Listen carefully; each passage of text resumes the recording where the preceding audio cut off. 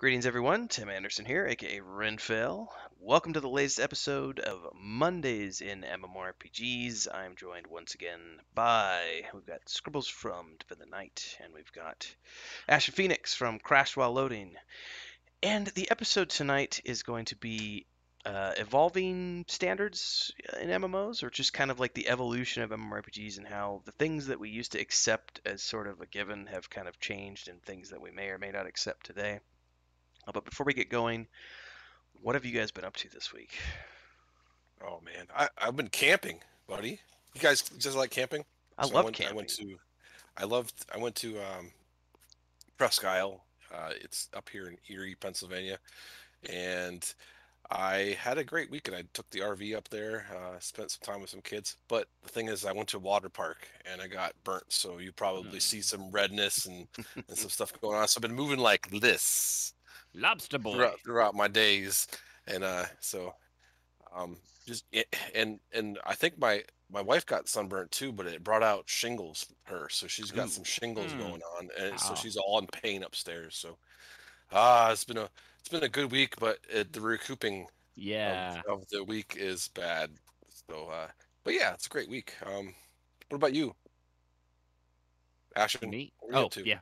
Uh, Playing stuff as usual. Playing through Mass Effect 2 now that I finished one. It's awesome. Really enjoying E3, even though it's kind of disappointing on a lot of levels. I'm Hmm. still enjoy it because it's the fact that it's E3. And I mean, we did get like the best trailer ever created for a video game with what was it? Outer Worlds 2, where they just described everything that Just was on the. gratuitous VFX to generate pre-orders. Yeah, that Yeah. bomb indicates that there is a vast vista. Yeah, it's just as gratuitous slow motion, the silhouette of the main character because the developers haven't quite got the concept down, or the story, or actual gameplay. But they have the name as fantastic. It's like that's exactly what I expect from Obsidian, is Mhm. stuff like that. They're a great I company. loved everything. Yeah. But the rest of it, we got some Halo stuff finally. Delayed for a year. It friggin' better look better than it did the last time they showed it to us. Just not good. But no, I've loved E3 since I was a kid. Ever since you'd had to wait 2 months for a magazine to come out to see what had happened during it. Hmm. So I just love that. I eat that stuff up. I That's think right.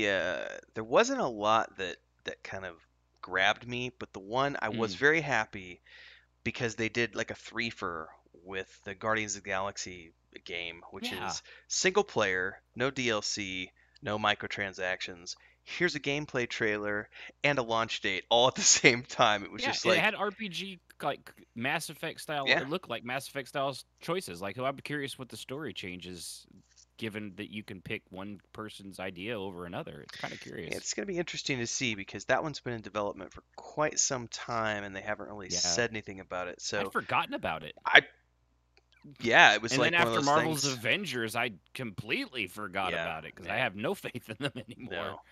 I actually didn't even waste my money on Avengers one because it Mm-mm. looked like it was like, I played the maybe, demo for 30 minutes. yeah, That it's was enough. Magic the Gathering, the Magic Legends. I played the demo for 15 minutes when it did the open beta a few months back and was like, so Hmm. yeah. I didn't really. I did a little bit of E3 this past weekend, but I've been in Mass Effect 3 mode for the past few days.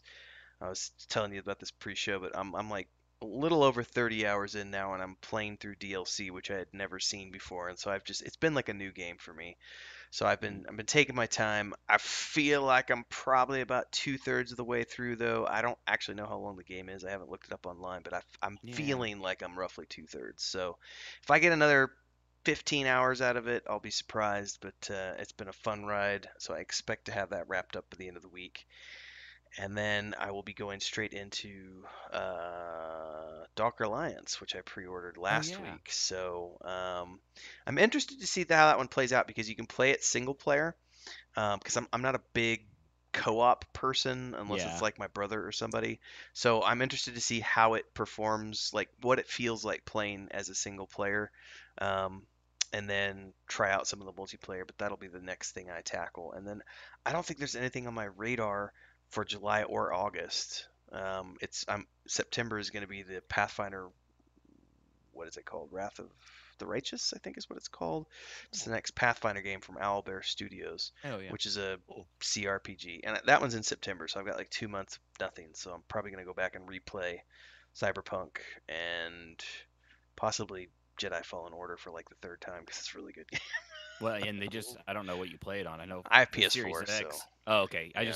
I actually just downloaded it again because they gave a free update for the Series X Xbox to upscale it, and I already own it. So I was like, Nice. hell yeah, I'll play it again. It's ray tracing and all that bullcrap that they throw into it. Yeah, it's It looks I'm nice. I'd love to get my hands on a console, but nothing yet. So I I will wait. It took me a week and a half of solid just rumors and Twitter maybes. Did you physically go buy it, or did you get it offline? I had to do it through GameStop on their 2-year pass, like 2-year buy off program. So I'm paying like $30 something a month. It's still not But bad.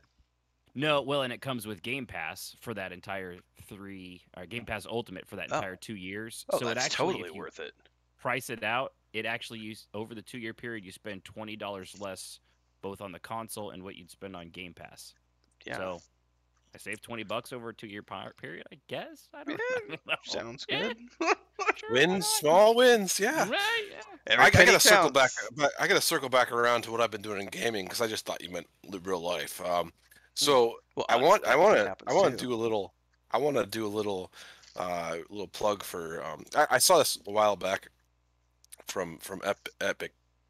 I don't know. I was involved with Epic, but Manicore Games is got this kind of cool Robloxy type style, like user generated content, which is it's called Core. So I've been doing a little bit Yeah. of Lua in it, and just doing a little programming and doing some spawn points, spawn locations. Really having some fun with it. If you have a little bit of background in game development, what happens is with that game, it has all the content and artist models and everything you can just use and create a game really fast. So it's kind of cool. It's like Roblox on different level. It's kind of like a Hmm. more mature setting for Roblox, so you can make your games real quick. Cool. So I've been Yeah. dabbling with that. I've been dabbling with that for like about 4 or 5 days. Really, really cool kind of concept they got on. I'm from emulator world, so I was doing EverQuest emulators way back in like 2005 time frame, and this is like if I had this back in 2005, there's no the possibility of all the games I could have had is huge and limitless. But it's cool. Check it out, Manicore Games. It's called Core. It's on the Epic Game Store. Good plug for them. Yeah, I have no idea what it's all about, so I'm gonna have to go dig in some research. I don't know how to code. Yeah. Well, you don't really need to. It's Oh, that's the okay. big thing is you go through their sessions and Okay, they have cool. little learning tutorials and you could basically in like a month's time you could build your own game. That's Kind cool. of neat. Well, I have Kind of neat. I think I have a nice segue into our episode because on that note, I Mhm. have been playing.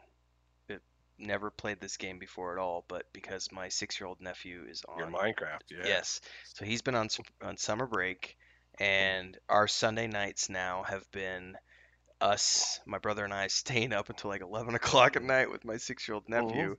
That's Uh, awesome. we're playing like 3 to 4 hour sessions with him, and there's so much going on in that game that I never knew anything about, which brings me to sort of this. This is my segue.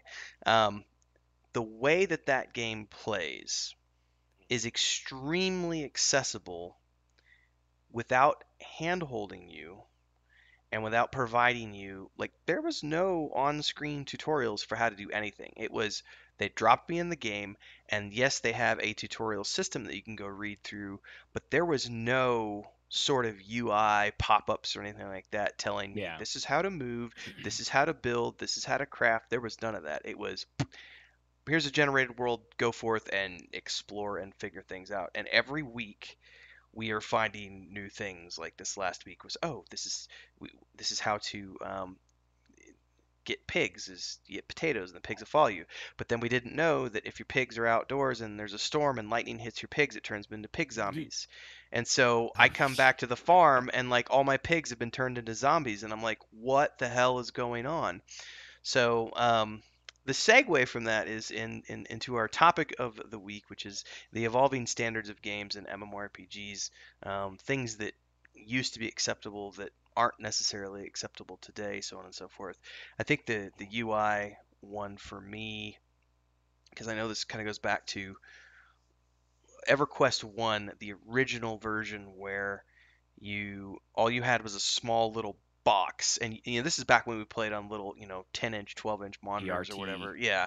these little boxes, and all you had was like a little 6x6 box or whatever, surrounded by UI elements with like all your buttons over here and your equipment over I here. almost wish you could show that on screen about how it was, because I mean it is phenomenal. Like you only seen like a little tiny, 3x3 like graphics, and the rest was just Yeah. UI, buttons. yeah. UI. It And was then crazy. the worst part was, if you were a spellcaster, and you had to meditate, the moment you opened up your book, you didn't see anything. You were staring at your book. And so if you got attacked in the middle of that, that's something that in today's standards, It was just like that's all you yep, saw the whole that's what you time. see. Like, And every now and then an today's, orc would come and waylay you because and you weren't looking. you'd start hearing something hitting you, and you'd like get out of your book and find yourself If you face to saw face. someone say train to zone when you're in Crushbone, you got your ass up and you zoned out, and you waited the 5 minutes it took to zone from there to fade. Loading. Please wait. dot dot dot dot dot. So that's one of those things where you can look back at that and have fond nostalgic memories, but then realize that in 2021 that shit ain't gonna fly. Like that kind of simplicity is not going to generate fans. It only flies if you're going back to nostalgia. If Mhm. you're trying to hit the nostalgia necessities from like EverQuest Sure. or but yeah, it's new games. No. There are other things though that I think that, and I'll give an example of this because I know there was pushback from people um, when I first came out and said there's not going to be a mini map in no mini map in Saga of Leucemia, and there was pushback from that from Massively OP. They did a multi-series piece about how I was fucking crazy to not have a mini map in my game, and I kind of went, well, the moment To you each their own. I mean, right, having a mini map, not having a mini map. Some people like it, some people weren't. but Yeah. here's It's not a my big deal. my take Yeah. on it is also that in a sci-fi game it makes sense. I've got some sort of a HUD, I've got a wrist device or a handheld device GPS. or a visor or something, and there's going to be GPS in a science fiction reality. But if we go back to a medieval environment, we're talking parchment maps and compasses and perhaps a magic spell that can help you detect true north. But you're not going to be running around with a little mini map and a glowing dot showing you where to go. And that was something for me where I looked at the immersion factor and said that takes me out. And I'm not immersed in the game. I'm not paying attention to the. Here's the thing, because I can remember, you know, all of the zones in early EverQuest, like EverQuest One, like how to get through Kelethin, how to get to the bank in Kelethin, how to get through Greater Fadark to Butcher Block, how to get through Butcher Block to the docks, how to get from, in the pre-revamped version of the Common Lands, how to get all the way across the Kinos. Like all of that stuff is ingrained in my memory because I had to actually play it Ingrained. and know. I got lost in Fadark for a Oh week. yeah, everybody did for the first Good week or luck two of getting out of playing. Neriak too. But now, yeah, Narek was horrible. But then, was by awful. comparison, Star Wars: The Old Republic, I can't tell you anything about those zones because I play that game and I'm always looking at the GPS. So that's one of those Mhm. things I look at and say, has the genre evolved to the point where we have to have a mini map? Is that one of those evolving standard things, or is that one of those things that can or can't be in a game? It doesn't necessarily have to be in there. I don't know. So It feel free. depends on So, it so depends for- on the game and what they're after. I mean, if you're want accessibility and ease of use, like Star Wars: The Old Republic, it's almost you have to do it. It's going to be a standard. But if you're doing, what was the game you were working on? I forgot now. Saga of Leucemia. Saga of Leucemia. Saga Leucemia. If or Saga there's of Leukemia. Leucemia. yeah, but if that's the style that you're going for, one of the the older, more traditional types of games. There's a few of them that have come and gone. I mean, given most of them have gone because they were just not good. It wasn't because they didn't have a mini map. That's not the failure of a game. If a game's going to fail, it's not because there's no mini map.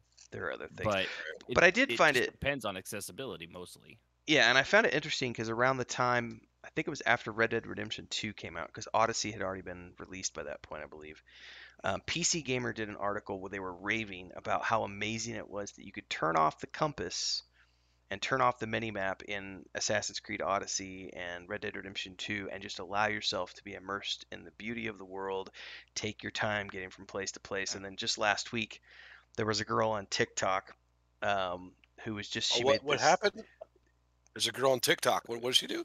she made a rant video on the fallacy of minimaps and fast travel and how she appreciates games that don't have fast travel and games that allow you to take the time to absorb the environment and to immerse yourself in the world. And the one thing that's always drove me nuts, especially with ESO, because it's a beautifully designed game, is the fact that all anybody ever does is follow the waypoint, and they're trying to finish that dungeon or zone as quickly as possible. Mhm. And they're wasting hundreds, if not thousands, of man hours that developers have put into creating amazing art assets and beautiful decor and level design and zone design, and it all goes to waste because all anybody pays attention to is that fucking waypoint Yeah.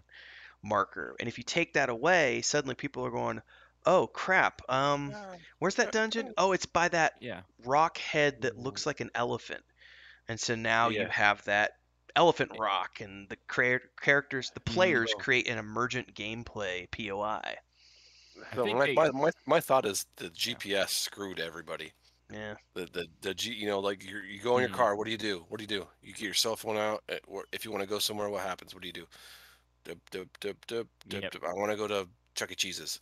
So you're on your way to Chuck E. Cheese's. It takes you, your quickest route. Avoids traffic, Yeah. Yeah, detects voice traffic, accidents. all that. Yeah, so it's Yeah. that's spanking our ass as game designers. But I totally get it.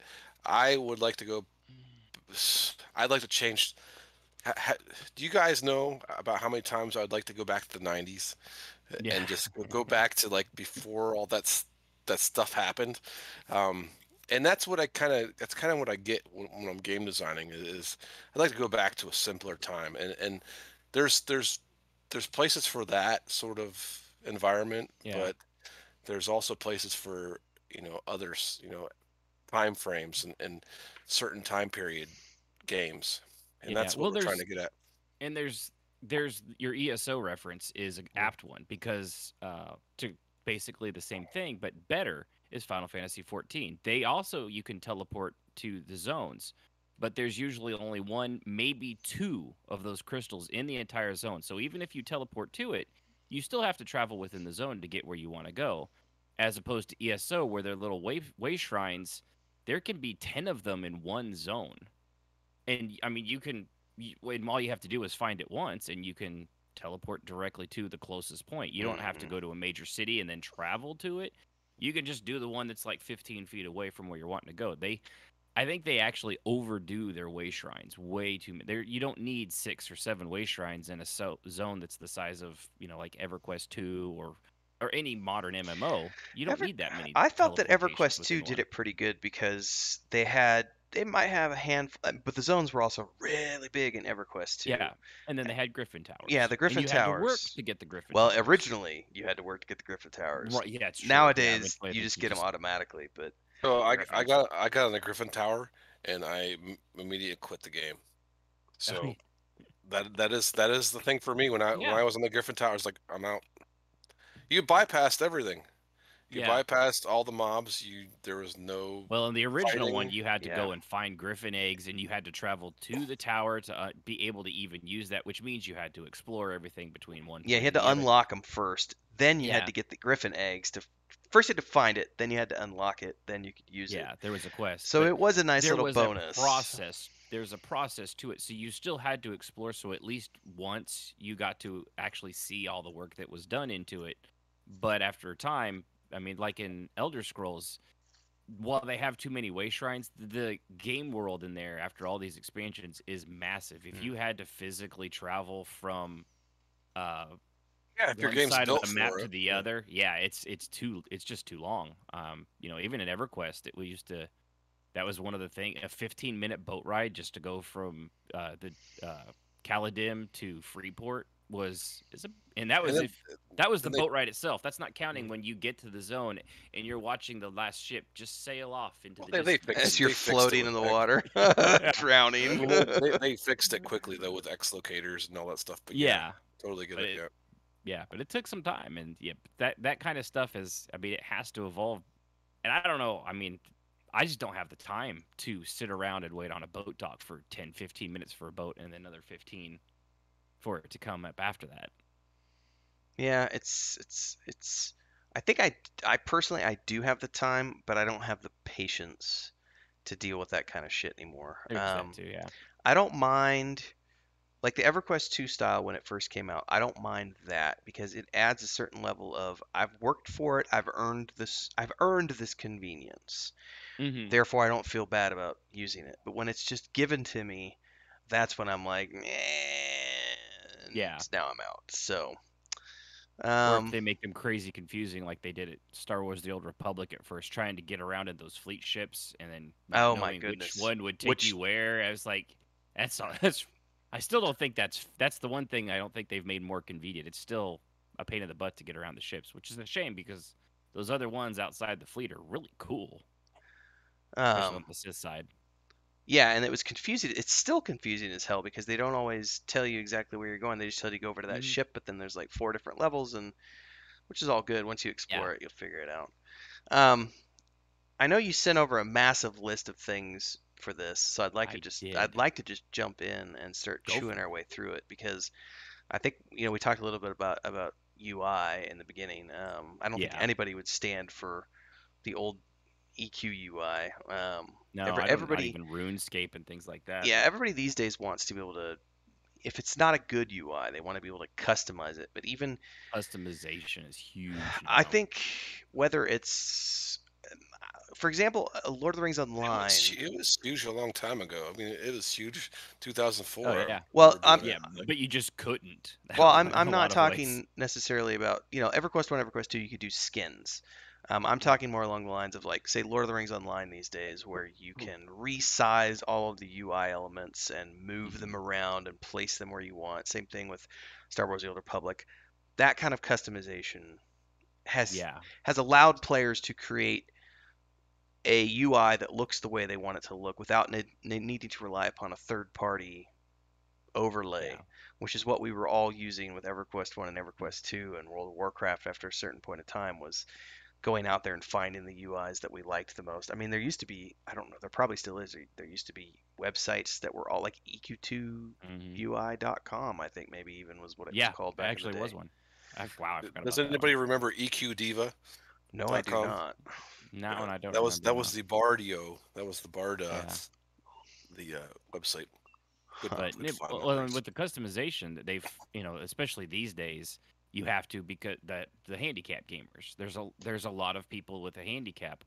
One of the listeners from my show, Smiling Sorcerer, has cerebral palsy. He only has the use of one hand, and the other one I call it the Hand of Doom because he just flips people off randomly. Um, but he's only got one working hand, so when he plays MMOs, he can do one like Elder Scrolls because you only have 5 skills at any given time. Hmm. But the better, more he can customize that to his benefit, as opposed to something like Final Fantasy 14 where you have 30 four abilities. rows of skills and Yeah. skill bloat out your butt at level 80. There's 30 different things. It's too much. He can't. No matter it, he can organize it a little better, but it's a lot. And anything they can do to make that, I know it's become a big thing with Microsoft's adjustable remote thing where they can have buttons on like on the chest and they can assign different skills and they have a big wheel thing that you can use as a controller. That stuff I find fascinating and it's really cool, but Oh, you kind of need that. Just like mm. the color blindness settings that you have in games, they didn't. That didn't used You're to exist. colorblind? Too bad. Deal with it. Yeah, Maybe it's red, maybe it's green. You don't know. Yeah, anything that makes your game more accessible is just, I mean, especially if you have disabilities, that's Yeah. awesome. What was it? Yeah, and it's definitely more than it used to be now. I can't remember what game I was playing. It might have been Assassin's Creed Valhalla. It was a recent game that I've played within the last 4 to 6 months, where when you first logged in, they have a whole bunch of accessibility options that Hmm. I'd never seen before in a game. Enhanced stuff for subtitles, enhanced stuff for hearing, enhanced stuff for Yep. visual impairment. Text size. Yeah, like Yeah. just all sorts. And then they had like like a this like weird one that wasn't for colorblind. It was for something else where it was like I'd have to go look at it again to be able to I speak on know it with authority. Last of Us Part 2 had That's the some of the one. best. Thank you, thank Was you. it that one? It was Okay. that one. It wasn't Assassin. That's what I was thinking. It was something I've played within the last few months. Yeah, And it was they Last had of Us that 2. one. That one Because it had you could audio adjust the cues. game. Yes. You could like make it the game like if you were real twitchy because you didn't have good hand controls, you could there were settings to make the game not necessarily easier but more friendly for you and what you needed. Yeah. Yeah, It was and they have a amazing. whole level of customization that I've never Oh seen in yeah. any other game. That's Which, You could kind make of you could make items glow if you had bad eyesight so yep, that you could see them on the screen. I mean, it was crazy what they did. like why I don't like action combat in games is because of that very reason. Yeah. It's easier to be able to click and lock on to things, especially for people with disabilities. So I know the big rage right now is action combat, action combat, action combat. I think the best thing to do is to do an equal amount of comparative play, which is tab targeting and the action combat together. Yeah. I don't know that I have a preference. I used to dislike action, but I since just gave up and started using a controller, and now I don't have a problem with it. But I cannot stand action combat when I'm trying to do it with mouse and keyboard. That shit drives me nuts. Depends on Um, the game for me.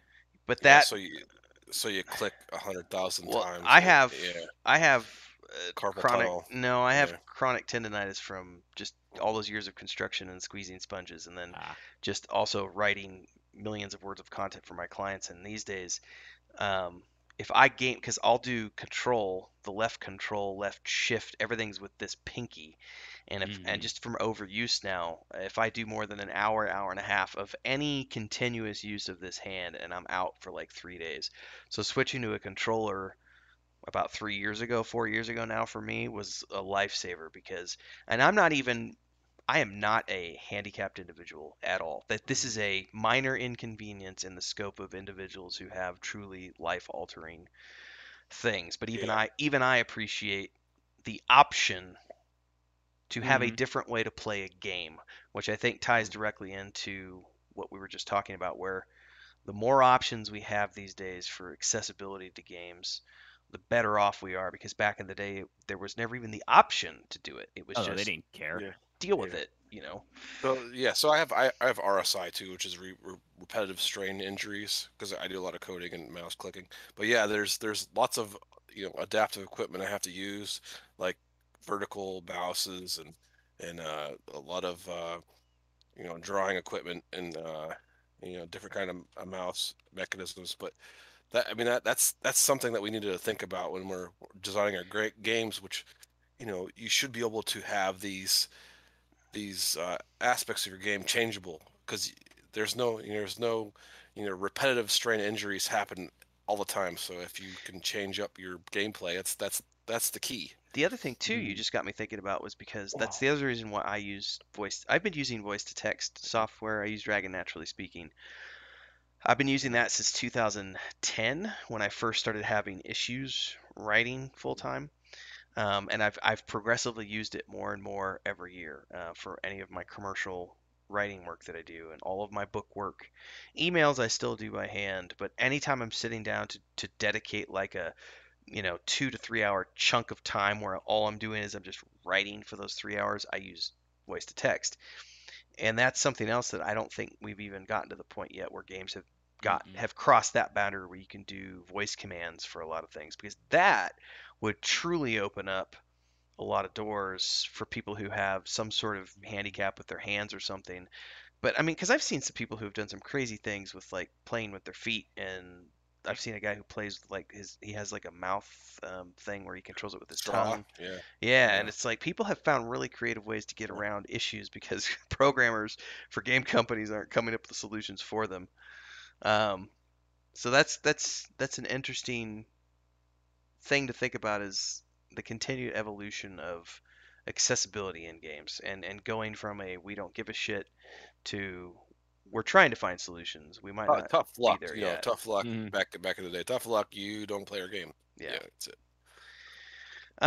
One of the things on your list here, what's this? Let's see. Instances and mega servers. I like the thing about single zones because um, population back in say EverQuest 1 per server was a few thousand compared to Yeah.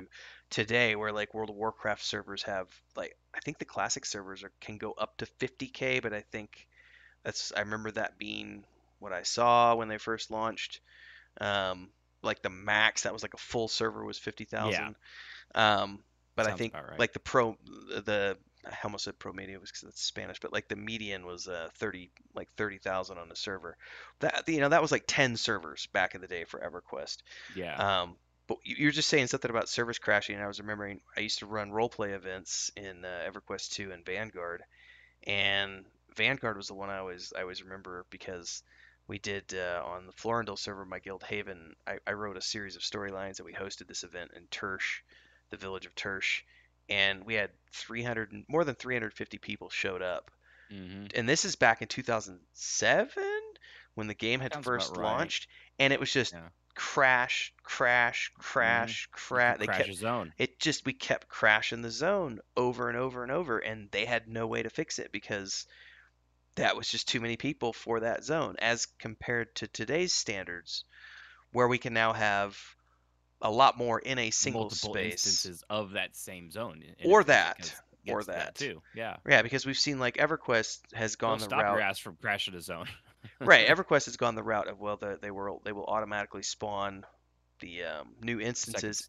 and Hmm. put people in the overflow instances.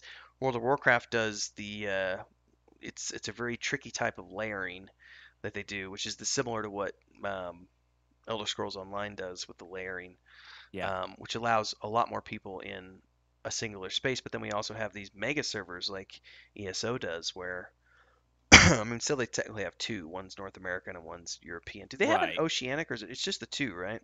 I've um I I swear E3 they just announced that they're gonna have there's two, there's the Oceanic, there's America, or no maybe in there's or maybe it was now there's gonna be one that's Oceanic. They're gonna have three now, I think, and one of Okay. them's gonna be the Australians were really happy, so it's got to be somewhere over It's the there. Oceanic, yeah. Then Yeah, the Aussies were like, "Hey, mate, we don't have to go across an entire gigantic ocean to connect to the internet." I think they're 5.8 light years from the closest other continent. That's they're a according long to way away. yeah, they're at least a light minute away from the rest of the world, as far as I can understand It based on their costs reactions on the internet. it cost a fortune to ship. So this book weighs about I don't know. I'd have to guess. I think it weighs about 2 pounds. This is a big book. Um, it cost $32 to ship this through basic, standard, cheap mail from the U.S. to Australia for our Hmm. Australian readers. And I was just like, thankfully, I didn't have a lot of Australian people who bought the book because that would have bankrupted me. Right. Because I did have excess factored in to the collector's editions for those books, but not enough to account for $32 shipping. Yeah. So thankfully, we didn't have a lot of those books sold there. But yeah, Australia is way off in the middle of nowhere. So thankfully, No. it sounds like they're bringing up an instance or a server for those guys. So yeah, I mean, Yeah. Good for them. I don't know. Apart from game launches, and I feel like it doesn't matter what company it is. Every time there's a new MMORPG launch, It's tough. it's fucked. Like the first like 24 to 48 hours is them constantly underestimating how many people are going to be logging in during those Yeah. first couple of days and And you don't know, trying to and they don't scale know it. whether to overdo, because then if you overdo it, like World of Warcraft for years, they still never overdid it, but now they had 458,000 servers, and now Mm. they've got to cut down to 358,000 servers because they've lost so many people, millions. I don't But know if there's ever been a big game launch that hasn't had some issues with MMORPGs, anyways. there's I know the MMOs that seem to do okay sometimes, but not the RPGs. Yeah. There's been a few that have gone relatively smoothly, but there's always a hiccup eventually. But that's just, that's one thing apparently What that is genre? not that's still a standard in the MMO industry is that you're going to have a horrible launch day week. It's just you can't help it. Yeah, yeah. I wish everybody got into the mindset, which is MMORPGs are an evolving game. Hmm. Um, so we really need to monitor Yeah. that, our expectations on that. I do appreciate instancing, although I do recognize, I appreciate, but recognize the downside in terms of socialization that comes along with instancing Hmm. because thinking back to EverQuest 1, one of the fun aspects of having everybody in the same zone was that you know You people saw are the same asking, people. yeah, you saw the same people, and people would help each other out with buffs and trains and so on and so forth. There was lots of trading going on. You would see the same names pop up continually. And once you get into this, we have such a huge population that we can't get everybody in the same space. You lose that sense of social interaction with people. And then you get like say the Star Wars Old Republic, which as much as I love that game for a narrative, fun Star Wars experience, Hmm. I have never, not once, ever, and I've played that game since it launched. I play it almost every year for a few months at a time. I've never met a single person in that game ever. I don't have a single person on my friends list. I've never met the same person twice. Hmm. I play it with my Mm. brother, and I've got some friends from Europe that I will play it from occasionally. But other than Yeah, that, I've never met anybody because yeah, there's so many people playing it Yeah. that you can't there's no realistic way to get you into the same space regularly because everything is instanced yeah. and custom for So the player. yeah, Yeah. for me, I That'll mean, probably be a. Oh, good. Sorry. yeah, for me, MMORPGs should have that community aspect. If you don't, I'm out. But I'm a game developer. That's the kind of niche I have. So I'm trying to strive to make that happen, make those Hmm. experiences among players happen. Without it, I don't think it's really a community game at all. Yeah. It's more just an RPG.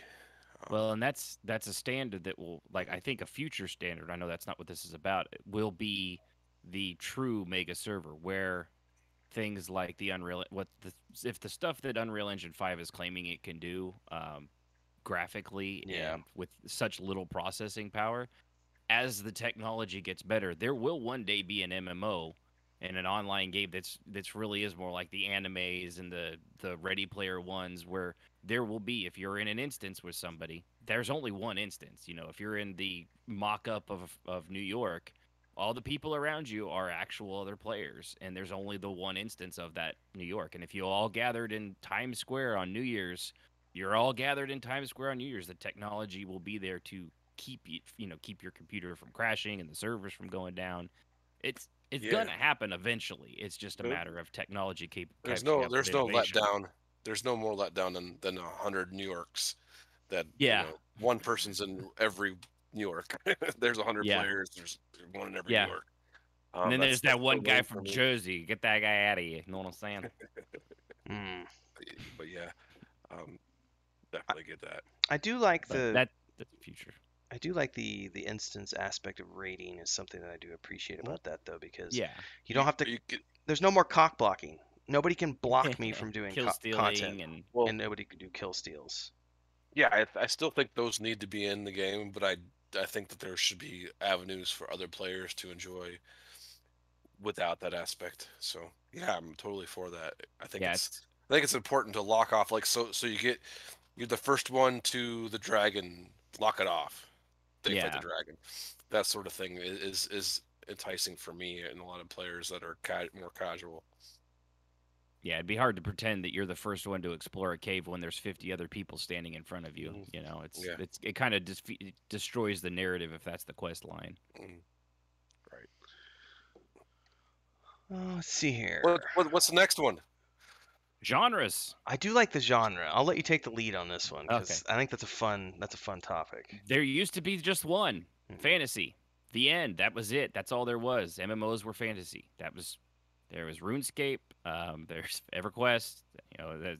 I forget others. I think Meridian was a fantasy one. I never played it, but I'm pretty sure it was. And then we slowly, and it stayed fantasy for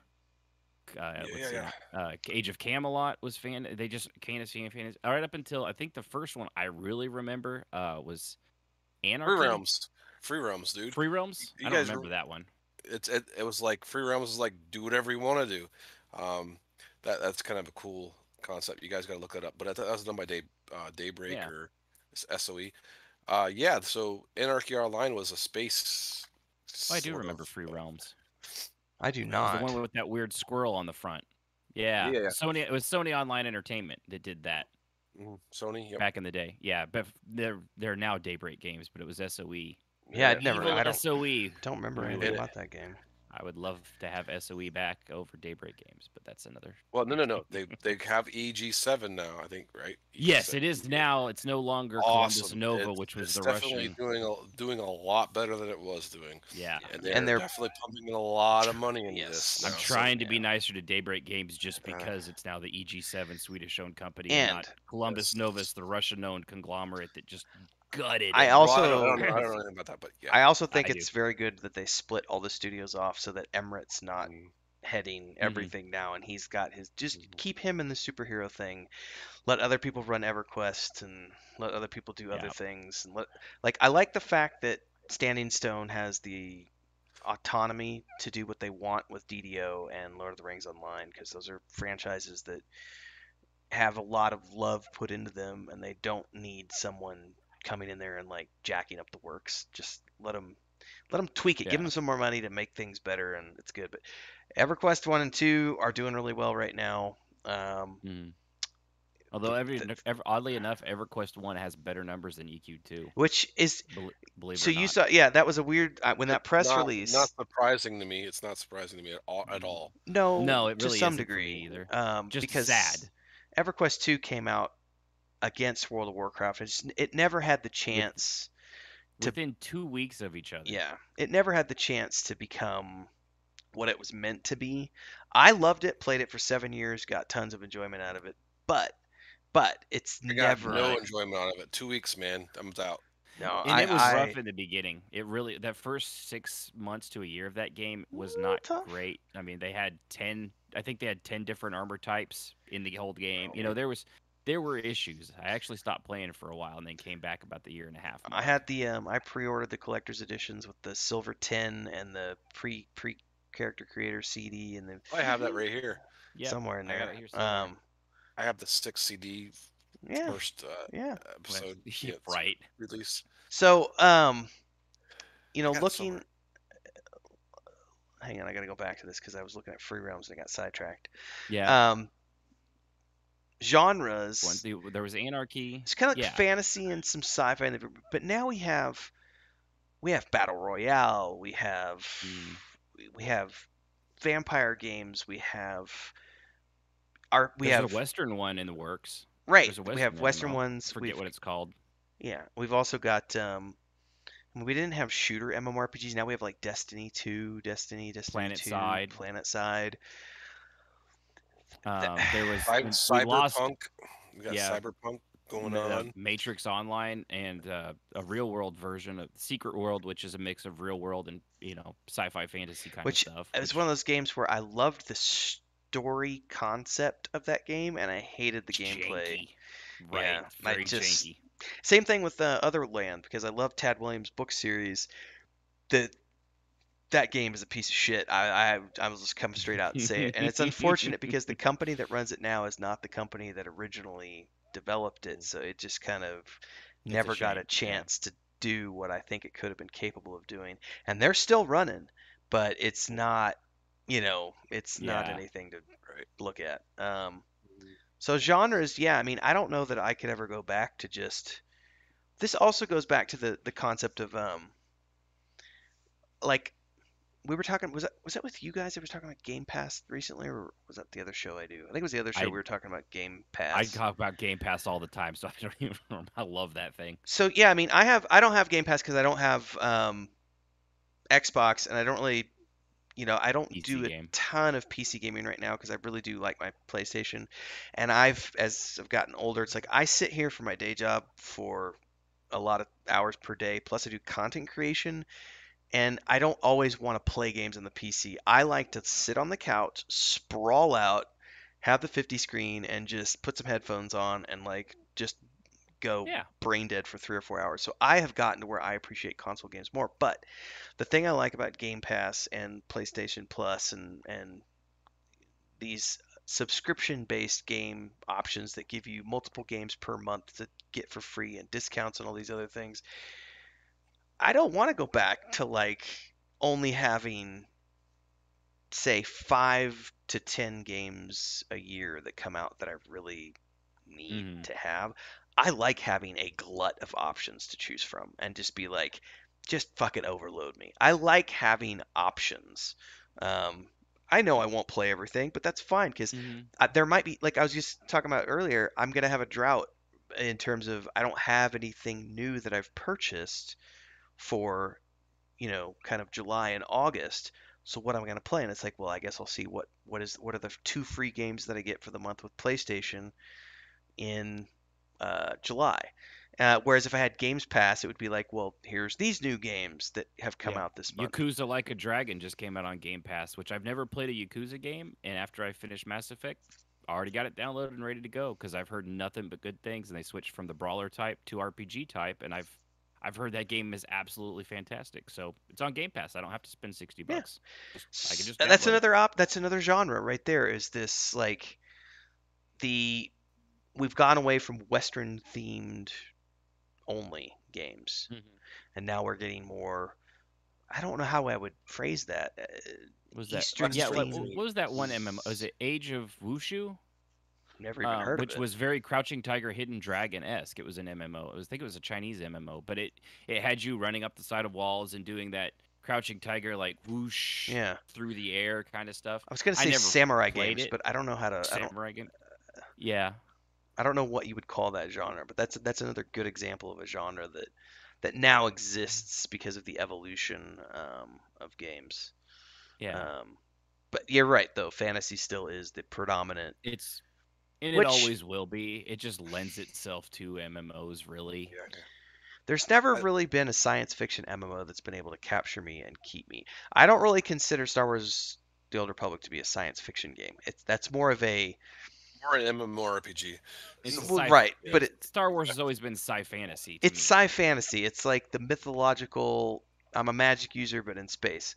Holds the Which Force and my got a wife, lightsaber sword. we were watching something today, and I explained to her that I was like, Jedi's are nothing more than wizards with laser swords, and she was like, hang on a second, and I was like, no, no, no, hear me out. And so I explained the whole thing to her, and she just laughed because I was like, it's really nothing more than Lord of the Rings just in space in terms of Technically, yeah. tropes.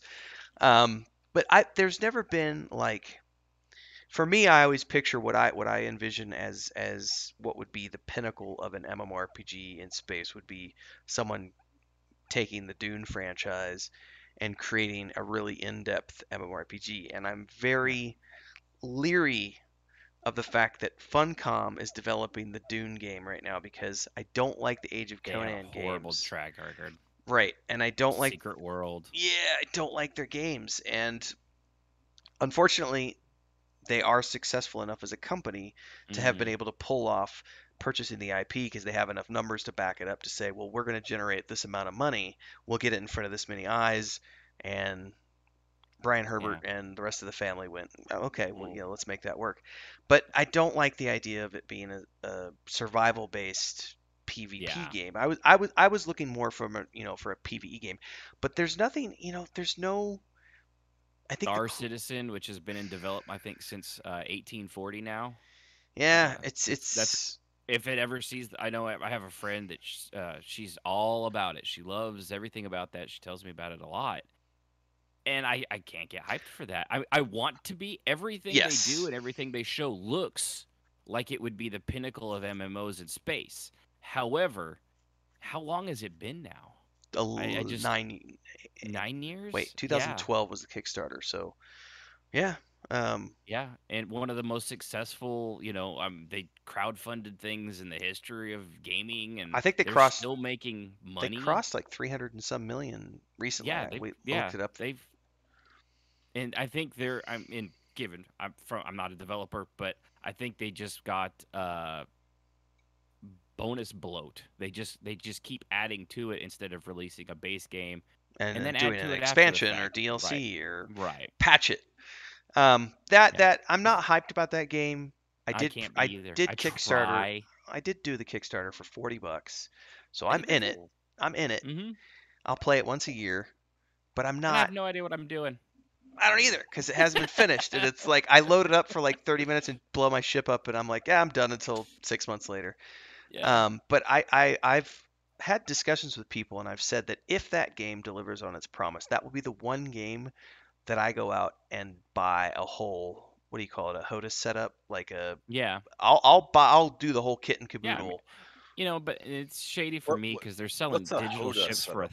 $1,000, Yeah. and and there's people that have done it. I mean, Oh, good for you for having the money, but $1,000 for a digital ship on a game you don't know is actually going to come out fully. And yeah. Do it, I feel guys. bad for Don't do being it, guys. burnt on EverQuest next for $100.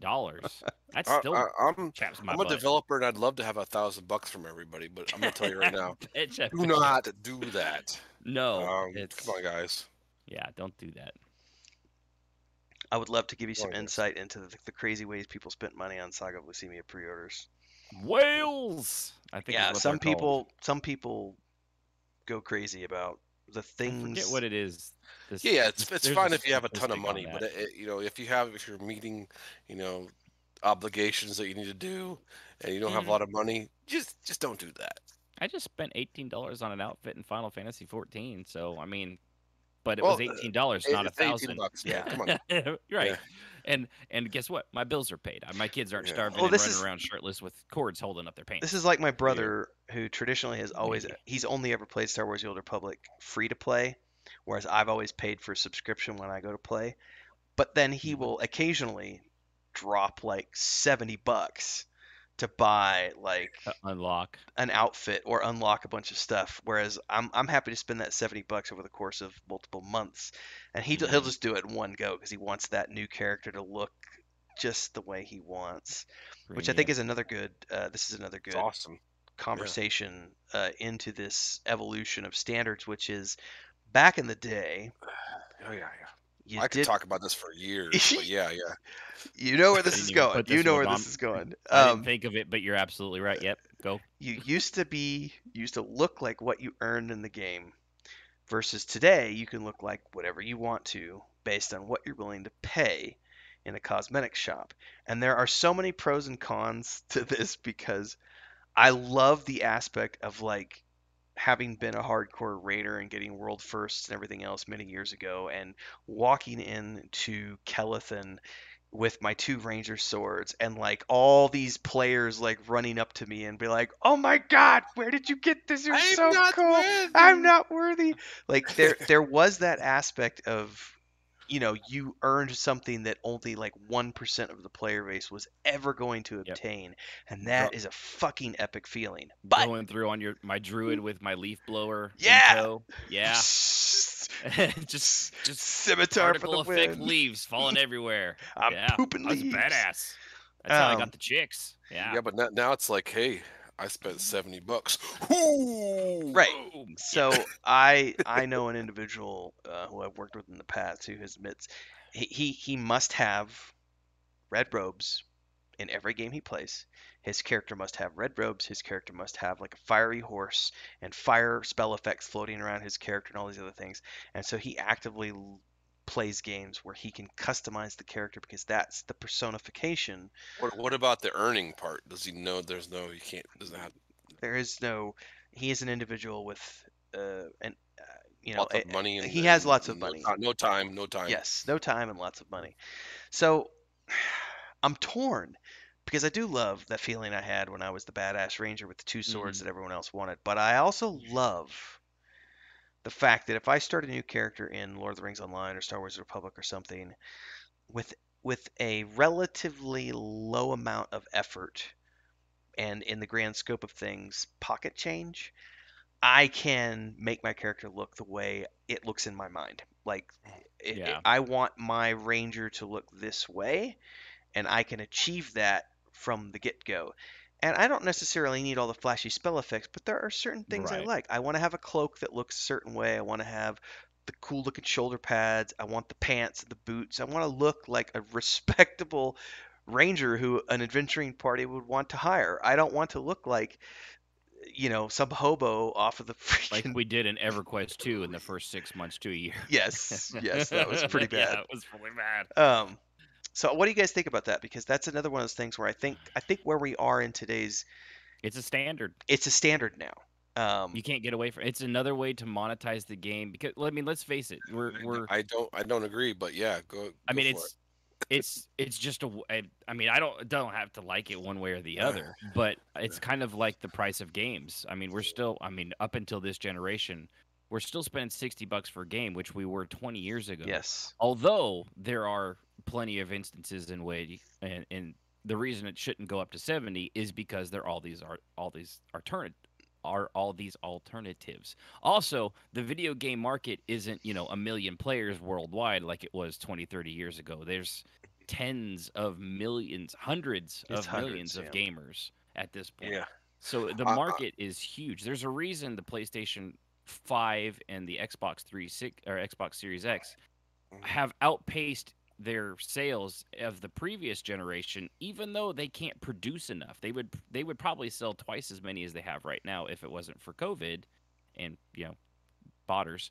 But Right. those are even the botters. They've technically bought those consoles and they've outsold and outpaced everything because there are that many more gamers in the world right now. And given a lot of them are mobile, but technically still games. Yeah. So yeah, I understand that the whales keep the genre going, and they pay for your game, and they help out with the development costs. The thing is MMORPGs aren't an MMORPG without players. So Mhm. you gotta think about those people that don't want to see your $100 outfit. So there should be an option to turn it off cosmetically. If you're going to be a cosmetic player and buy these outfits um, cosmetically, you can see it, but does everybody else need to see it if you didn't earn it? I think there That's should be a that's the way good question. That's a to good do question. So both. I Yeah. want to be able to like say, hey, eh, I don't want to see it, especially with PvP, because if you can put that robe on and make yourself look like a priest, and you're not a priest, you're a warrior. That's gonna affect your PvP play. So I'm really against that sort of thing. So um, disguising yourself is definitely something that I would want to have happen. That gives you an advantage Yeah, there because you are paid. there are certain things like that, like the Mm, looking like a priest when you're actually a warrior kind of a mm, thing. I forget what was I think it was PUBG had a thing where it wasn't there all their stuff is supposedly cosmetic, but there was one thing that you could get. It was the what do the snipers use that's the head to toe The ghillie the suit. ghillie Thank you. suit. I almost said They girly had a suit. ghillie suit that was cosmetic. Well, the ghillie suit that was cosmetic worked like an actual ghillie suit would. You sit in a bush and you crouch and you disappeared basically because you just couldn't be seen. see, You looked yeah. like a bush. They had to remove that because it gave an unfair advantage and they had made the promise. And Mm, if it was PUBG, I think it was PUBG. They actually had to remove it and they mm, refunded everybody that bought it their money Well, mm. because that's it kudos to was them for doing that. yeah. Yeah. But Because there are it is but again, I mean that's the stuff aside. Cash stops these days, it's a standard in MMOs. Given I mean we do have New World's word that they won't sell anything that's not cosmetic on their cash shop all the way until 2022. You're welcome. 4 months after the game's release, by the way, it comes out in August. the cash But shop is before that, it'll only be cosmetic. the cash shop is an interesting standard of games these days too. Because when I first started developing my MMORPG, it was when there was a resurgence of subscription based, up and coming subscription based games. I don't think any of those games have launched yet, and all of them have now come out and said that they are going to be doing some form of hybrid version like ESO does. I don't know of any of them who have stuck with this. We're going to be subscription only. It's some sort of hybrid option, and even I, midway through development of Saga of Leucemia, realized that it was stupid to say subscription only, given the era that we're in, and we have to find a way to, yes, make subscriptions be our primary option and kind of push players to want to have a subscription because that's the best option, but to also allow people to have the option to not have to use a subscription to play your game. Because the reality is that this goes back to what I was talking about earlier. There are so many fucking games that you can choose from to put your time and effort into. And if your game is not as accessible as this game, this game, this game, this game, and this game, why would I play your game? I can play these games because these games are cheaper. They look the same. They're similar. And this ties slightly into a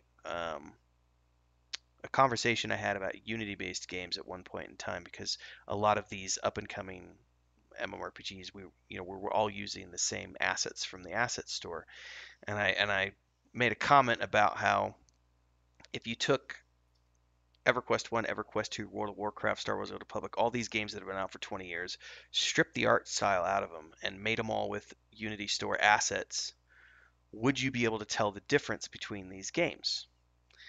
Not by a lot.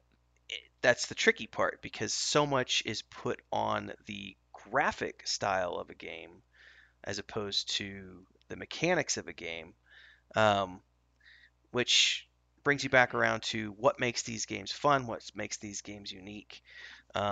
This is kind of tying back into the cosmetic story a little bit too, by the way, because so much of what a player desires from a game these days is based on the personification of what their character looks like, and they want to be able to easily access a game where they have a character that looks like the way they want it to look so that they can stream it, screenshot it, which is the other thing too, by the way. That's another, man, there's so many topics we could go on I off know. tangents on this. Well, and you just thought of something I didn't even put on here, which is now a standard, is the secondary clothing to make yourself look. Yes. You don't have to just look like what the the hodgepodge that you're wearing. You can the glamour. Glamour is Yes. now basically, if you don't have glamour in your game, you're coming at a Well, and also you're coming photo from a mode. low ground. Photo mode is Photo the other mode is one, another good one. because that started off as like a Final Fantasy 14 thing, and then that became all these games that are coming out that are revamped versions of games from 20 years Mhm. ago, now they have a photo mode. And not only those games, but also new games like Single Cyberpunk. player games have like crazy photo modes in them. They're amazing. Yeah, like Cyberpunk 2077 and Mhm. Assassin's Creed and Red Dead Redemption. I mean, all these games, especially I love the Assassin's Creed, uh, and now they've added it to other games. But the Assassin's Creed Valhalla screen photo mode, I mean, it's like I mean, you literally, the game pauses, you can move the camera completely 360, and it has all of these like literal camera. You've got aperture mode, you've got lighting, you could change Filters, grains, yeah. everything. You can change everything in these photo modes, and that's become one of those things that, because we play in an age where players, um, Want to share their yeah, experience, even if it's standard. I was looking for Yeah. a terminology for that, but players want to publicize their gameplay in a way. It used to just be where if you and I were going to play a game, and I wanted you to Keep play it to it with yourself, me. nerd. Right, I'd keep it Yeah. to myself, or if I wanted to play with you, Right. it would be like a LAN experience, or maybe we'd do some, some one-on-one or whatever. But now with streaming, this They want to aspect, monetize their Yeah. their Or gameplay. share it on social yes. media, and yeah. And so that photo mode has become a standard along with the cosmetic shop. And I got off on a tangent there about the because I was talking about subscriptions and free to play. But this is just accessibility is really what I want to get to, because MMORPGs in the very beginning, it wasn't necessarily as accessible as it is now. And I'm not Mhm. talking about accessibility like we were talking about at the beginning of the show. I'm talking more about just everyone being able to access it. Corpse runs. Right. That's a thing of the past. It's yeah. We had I'll never forget people rage quitting during our pre-alpha because they had a bad we hadn't done any balance yet, and they went off and died to the deer, and because the deer were hitting like giants, and Right. Those deer were damn powerful. I tell you what. and they hadn't fully appreciated the forum posts telling them what to expect, and Right. they couldn't get people to help them get their corpses back because everybody was off in groups doing dungeons. They were afraid of the deer. And yeah, they rage quit because they had to do a corpse run, and it was like, well, we may have to readdress. And that's when we started having brainstorming discussions about what's a creative way to have a death penalty that still stings a little bit, but doesn't, make you do a naked corpse run and leave all your gear. Because there are some things that are just too hardcore. They need to be left in the past. Corpse runs are one of those things. I think the aspect of zones. I know this is on your list too. Open worlds are brilliant. Lord of the Rings Online does it very well. World of Warcraft does it, except for dungeons. BDO, Black Desert Online. I haven't played that one enough to know.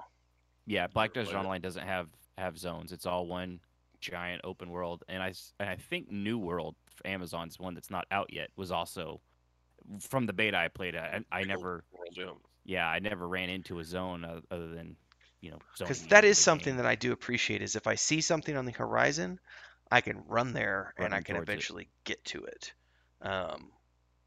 I don't know why that technology seems to be so out of reach for so many companies. Yeah. I in mean, they terms can do of- it with Breath of the Wild on the Nintendo Switch. If the Switch can do it, what's your excuse? I mean, it's not the most powerful. It's the least powerful of Isn't even. ESO? Nah, ESO breaks it up into continents though, doesn't it? ESO has a lot of zones. Their zones are huge, but it's all zoned, and yeah, and then even inside that, it's instanced. Like you could, if I know there's role play events. If there's one in the zone, you have to teleport to a friend or somebody that's already there. Otherwise, you'll end up in Completely the random. zone, but you'll be in a totally different instance, separate from everybody that's participating in that thing. Yeah, I don't know. So they do sharding. Yeah. I like the It's a aspect sharding. of. it's a mega server and it has this sharding aspect. Yeah. I do like open worlds where you can just go anywhere with no boundaries. Mhm. Oh, I love this one that you've got on here. I'm bouncing all over the place. The You're UI. good. Go for it. The UI one for me, the skill bloat ties into this because you've got it in the same. Mhm. The skill bloat Yeah. for me, I always go back to Everquest 2 as like one of the worst games I've ever played in terms of skill bloat because by the time you get to Oh, like yeah. level, I don't even know what the max level is now. The last time I played it was like think level you were 85 or 90. 80, something like that. Yeah, I feel like it might be like 120 these days or something. I think the last time I played it was 85 or 90 because I know I've got a ranger who's like 85 and a guardian who's 80. But 110. yeah, I haven't played in a long time. I had to look it up, dude. So you're good. That game, I remember just by the time you get to 80, I'm rocking like 8 hot bars, and Mhm. it's like it's full. And most of those things, I only use like 5 or 6 abilities in my normal everyday rotation. The other stuff is only ever useful if you're on raids, and even then, it's situational. Emergency use only. Yeah. Yeah, it's absolutely emergency use only, and it's like, why have 50, 60 abilities for a character if you're only ever going to use these 5 or 6 in your standard rotation? That has always driven me nuts. Versus, say, a game like, I don't know, Guild Wars 1, where I think you had I think 4 or 5. Yeah. on your hotbar. That was all you got, It's and you been a had to while, pick. but You yeah. had to pick. It was like, Yeah, EverQuest or ESO is like that. yes, you're You right. have 5. You have 10 total because you can switch to a different weapon type. So 10, but only 5 at any one given time. And that's one of those things where the UI, we kind of talked about the UI at the very beginning in terms of the EverQuest UI, but I do think this bears a greater conversation of UI with too much skill bloat. Games that have done Yeah. it. There are games that are really bad, like EverQuest 2, and then there are games where Final Fantasy 14 is really bad. at level yeah, 80. it was funny because I played it the first time I played it on PC. Then I tried it on the PS4, Ooh. There's and people that do it. there's so many skills, and you have to map them to your controller in really weird, non-intuitive ways. Yeah, So like it's push like, this button to get access to it yeah, changes it's this like, hotbar, so you've push got this like the one. Yeah, it's 4 or 5 abilities in a single area, but then it's like that's all.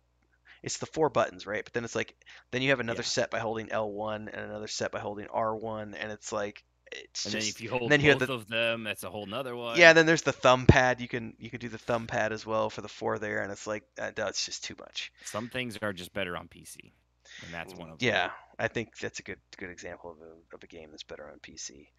Um, I do appreciate games like talking again about.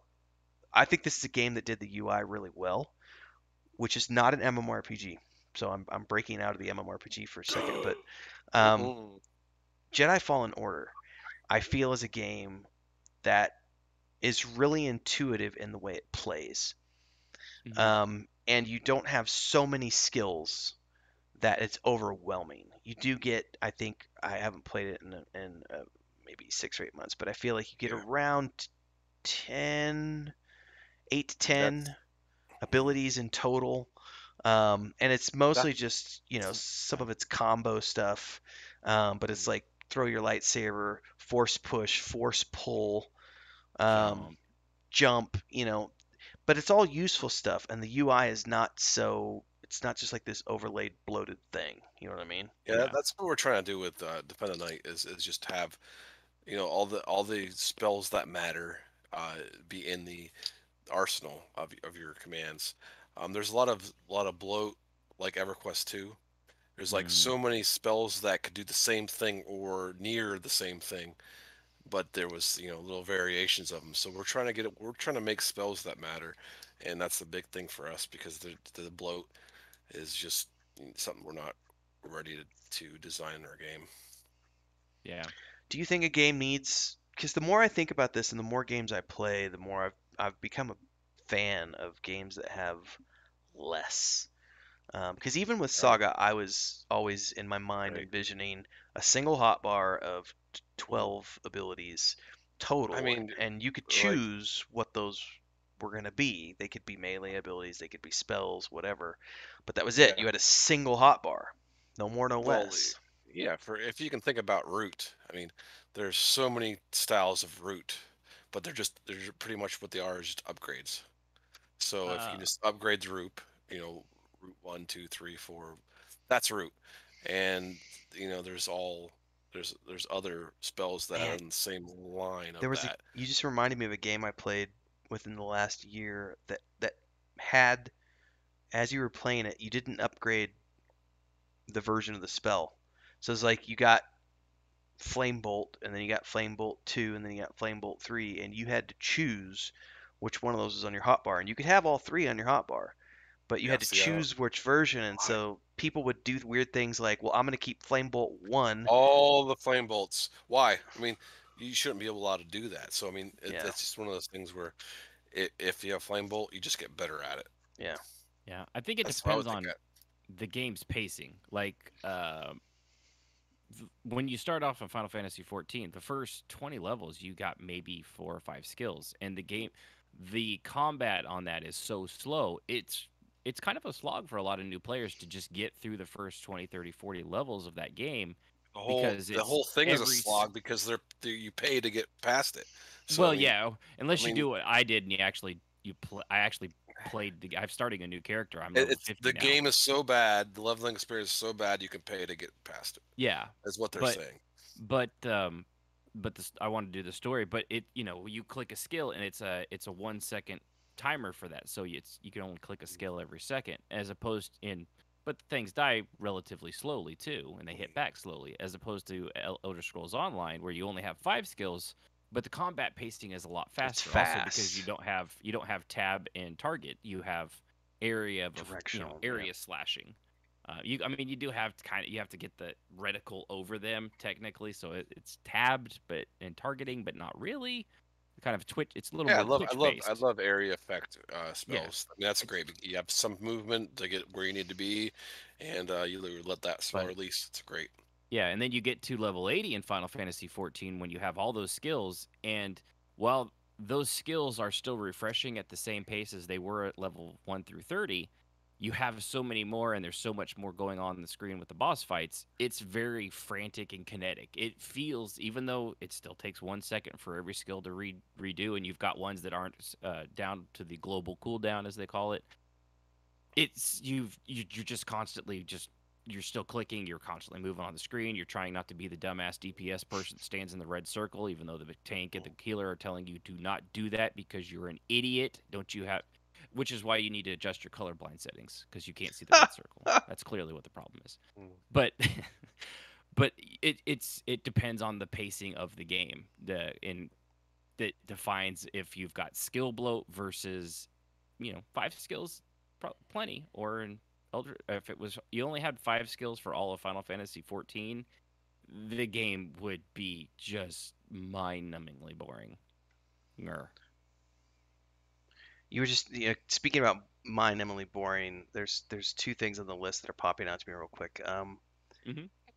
The EverQuest style of you have to type a text command into the chat window to progress the quest dialogue versus the modern day version of clicking an option.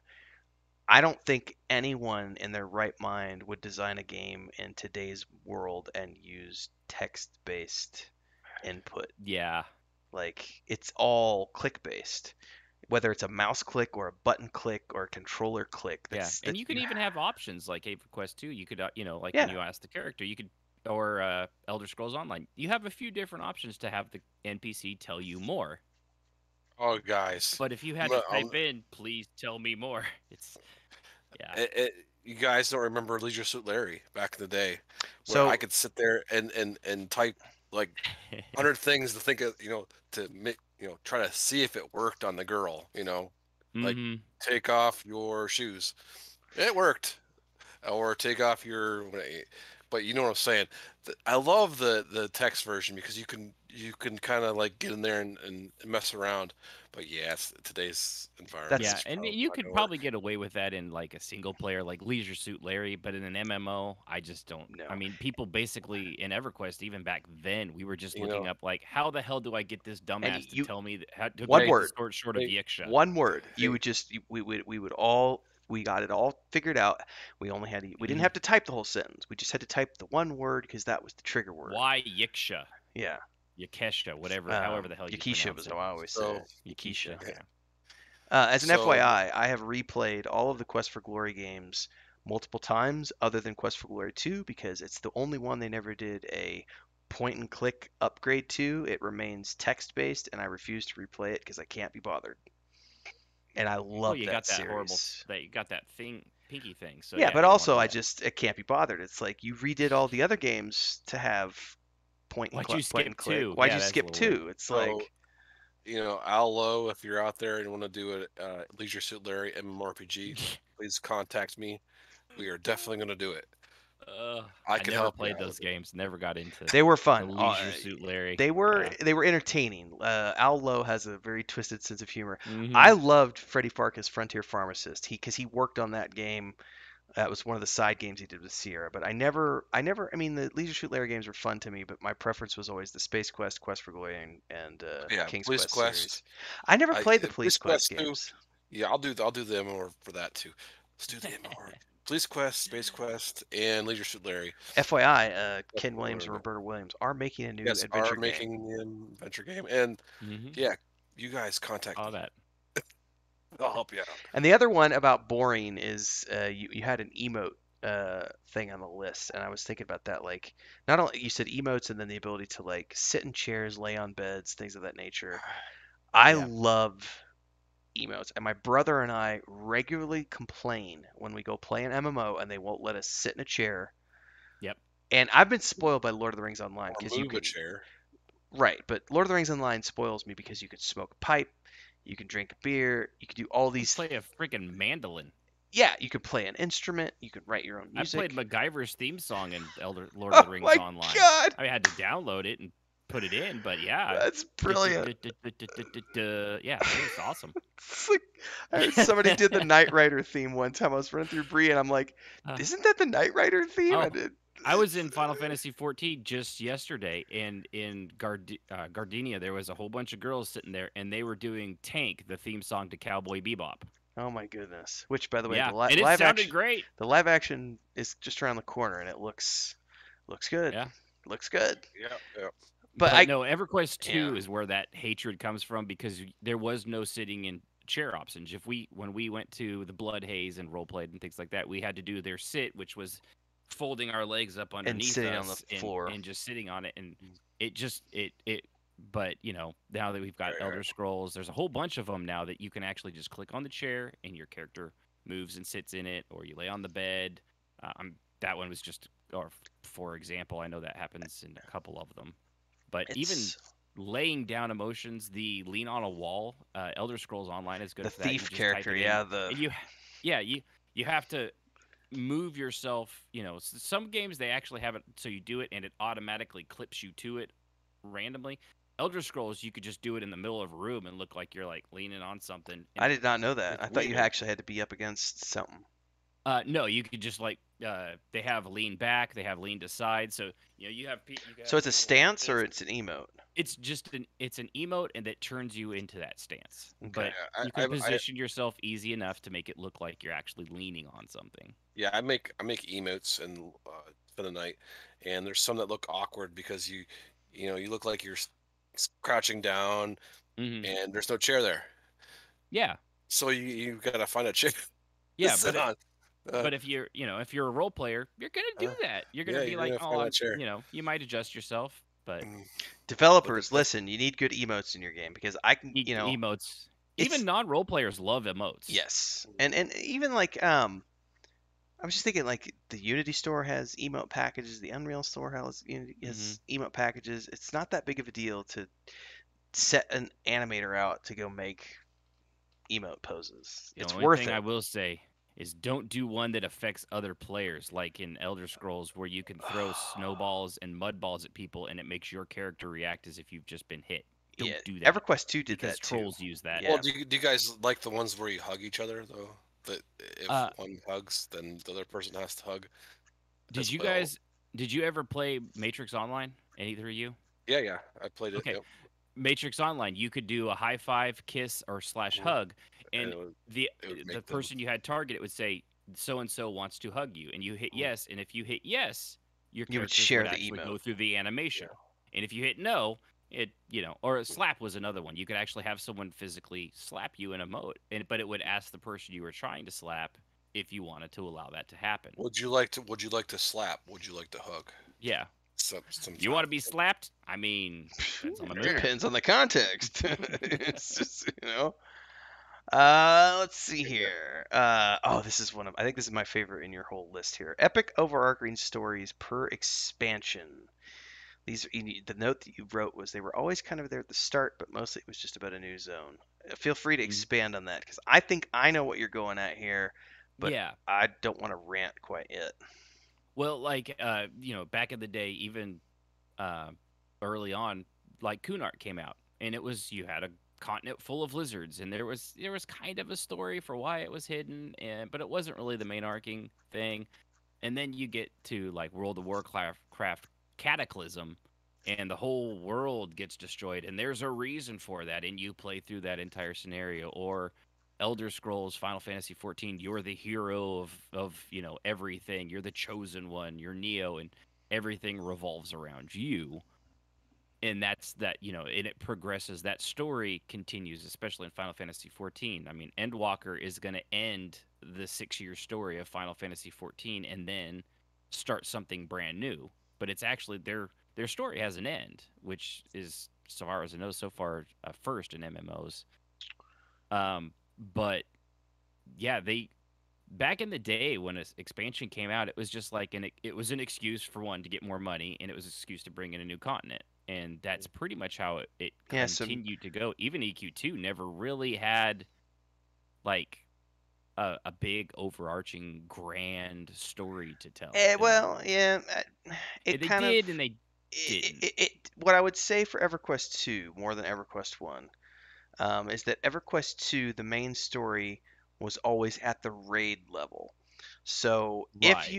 And I if didn't you were raid. if you were one of the 1% of the player base who actively raided, then Yeah. there was definitely an overarching story for each expansion pack because it was all about because they had the heritage quests and this and the signature quests and everything Yeah. else. And if you went through those, like I'm thinking like the Peacock, like the very first like even the first Yeah. game was all Journeyman about. boots. Well, no, those were the heritage quests, but the Yeah. first game, the storyline was you've got to get your prismatic weapon, which was all about you kind of level up, and as you're leveling up, and you go down into Solusex's Eye, and you end up finding Nagafin's down there, and he's got a quest, and Right. in order to speak to him, you have to learn how to speak dragon, and so then you have to get this quest Finding called the idols. to speak as a dragon, and that's this quest that sends you to every dungeon of the game and all around the world, and that's a quest that at the time took us, weeks. I remember like Weeks, maybe months 2 3 months. It was like I think it was like 2 3 months for us to for us complete. non-raiders. It was months. Yeah. Yeah, I mean, even for us, I think it was about 2 months to get all of the runes. Then we got back, and then it was, oh, now you need to do these things and all of this to Hmm. kill this one dragon. That was a very mild version of it because then when they went into the Desert of Flames expansion, that was all about the I don't even remember the desert gods coming back. They were trying to Solus bring Grow. back. Well, there was another guy too, but they were trying to bring back Okay. these old gods from before, and so there was this whole quest line of you trying to Huh. stop them from resurrecting these old gods, and then you got your prismatic 2.0 weapons, and then the third expansion was Echoes of no, wait, no, what was the third one? The Sky expansion, Kingdom of Sky, and so then that Yeah. was about the blah, and then Dragons. Yeah. yeah, and then you get into Echoes of Fadeware, and there was definitely storylines in Everquest 2, but they were always at that top tier game. So if you were the average individual just playing the game, Yeah, you knew the basics, like they're in there's the something begin for going the on, the but basics. It was Lucan versus Antonia. There was yeah, their rival, their Cold War, basically, and then yeah.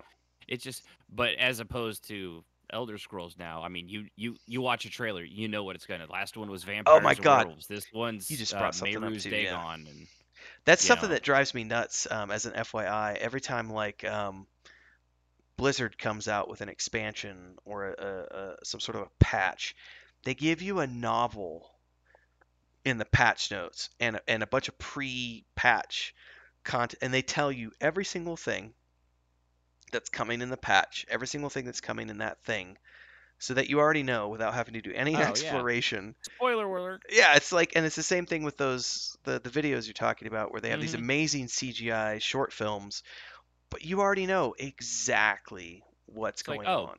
Daedra. We're gonna get Daedra. You're going off the Oblivion nostalgia. I got Yeah, that. yeah. Morrowind's nostalgia was actually good. It was probably one of their best expansions.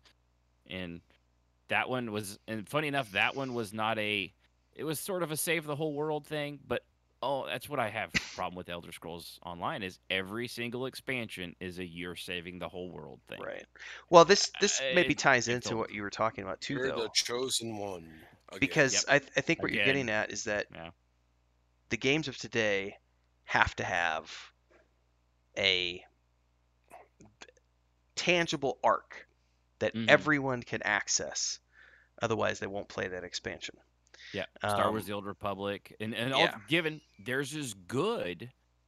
Guild Wars 2 has had a continual story going as the they games, call that one the Living World, I think. Isn't that what they they call it? yeah, because I think and I think in that one, like once a certain thing passes, it's kind of passed. You just jump in when you join that game now. I think you just sort of You're jump in in, that and season, and there's the basic leveling up stuff, and then you catch up to where it's at, but you miss all the stuff that's no longer there, which is a weird way to do that. But at least that's how I remember. I don't play a lot of Guild. I haven't played Guild Wars 2 in years and years and years. but I do kind of agree with you in the sense that it would be very hard for a game to launch in the current. However, as I'm saying this, I'm thinking of Minecraft and like thinking about But how that's that, not but technically it's not like an a full MMORPG. MMO. No. Yeah. Mm. Like, I mean, New World, I guess we're going to find out because as far as I know, New World doesn't have much in the way of lore or, story questing or anything like that. I mean, they've switched that from a PvP game and originally, I mean, I've done the story on my show where they originally actually brought in a Native American because originally you were just killing off Native people Well, in the land that's just as it was, and they're like, yeah. yeah, dude, probably don't do that. And they're like, okay, well, how about zombies? Fine, let's go with Yeah. zombies. Yeah, so it's like one of those things where there's a whole bunch of game designers and they build a game, and then Mm-hmm. let's go just throw a writer at it sometime. Yeah, yeah. I mean, we'll find out. From what I played in that one, it's got it's got a story. Like you find a new world, and it's got this magic blight thing, and it gives powers, and that's what people are after. Instead of resources, it's power. It creates zombies. It's got red fog. Build up your town and take territory. I mean, Yeah. that's as far as I know I the haven't. It's premise kind of of a that game. it's kind of a weird way to do it, but yeah, Yeah, a I little get it. bit. I haven't seen Um, enough to inspire me to jump on board. I Yeah. played some alpha footage, you know. Having Yeah, we'll see. learned more about how Amazon Games is run as a company, it's basically just I don't have a lot of hope. Yeah, I mean, it's there's the cash. reason they've created 6 games, and so far Only none of them are currently on the market. yeah, only one is looking at it like Yeah, having it come to fruition. yeah. One released for a month and then canceled. So Which one was Crucible, that? Oh, Crucible. wasn't that like a shooter, like a battle royale Yeah, game? it was their version of Overwatch, but without being good. They forgot that part. Yeah. Little things. So I think what I'm gonna talk about the future, But I Mhm. think the big thing for MMORPGs is gonna be user created content, and I've said that a bunch of times. Say it over and over again. You know, we're gonna morph into it. So you got to plan for that in the future. Just If there's just quality morph. control, I agree. Mm. Oh Because yeah. I've always looked like I liked one of the I could swear it was Deep Space Nine. One of the story arcs was because you had characters who actually created adventures for the Holosuites. They were actual Mhm. writers. I remember that being like a story Yeah, arc. we I talked just about that last. I think the last time I was on. maybe we did, Yeah, yeah. yeah. Yeah, because we were talking about VR. Um, And that it was Barkley that was creating a Hollow story, if I remember right. yeah, I don't remember exactly, but that aspect of it always appealed to me because it's like I understand the allure of having user generated content, but I've also seen it in done in a bad way, like in Shroud of the Avatar. EverQuest Two Mm. didn't EverQuest Two do they created a dungeon thing where you could make a dungeon creator and populate it with NPCs and you could decorate it and Yeah, have but it people run through it, and then they had to, if I remember right, this is very vague because it was sort of after my time. They had to dumb it down because people also were able to put in crazy rewards and experience bonuses that were very easy to do. So people made it.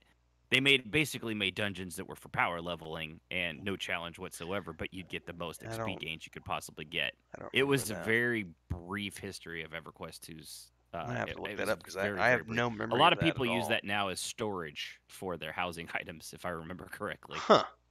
Yeah. But I know with Shroud of the Avatar in particular, they crowdsourced music and they crowdsourced um, assets and they crowdsourced design in the early days. And so Mm. some of those early zones you go in and it's a mishmash with no art style it doesn't look good. It's just a mishmash of all this shit. The music is jarringly different as you go to different places.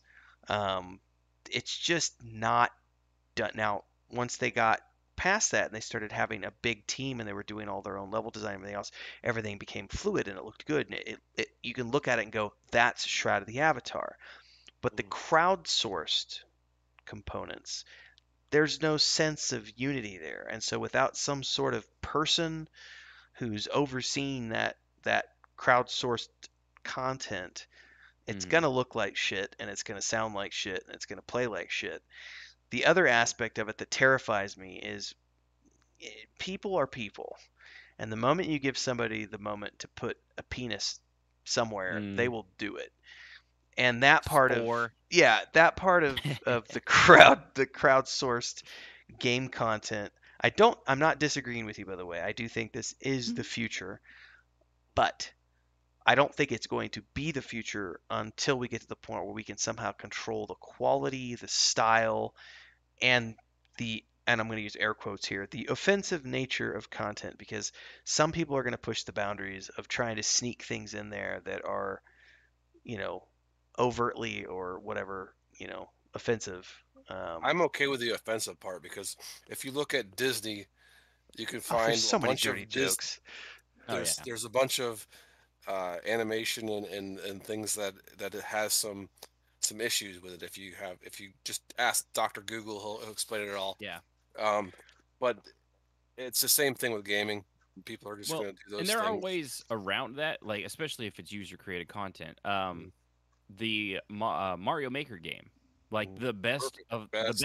the best rise to the top. And if something super, if the Super Mario Brothers dick level made it to the top, Nintendo is obviously going to see that Slap that well down. before yeah, and they'll delete the whole thing out of there and they'll ban that guy's account. So there's ways to, if somebody if you create the Super Mario Brothers dick level and nobody plays it, does it really exist?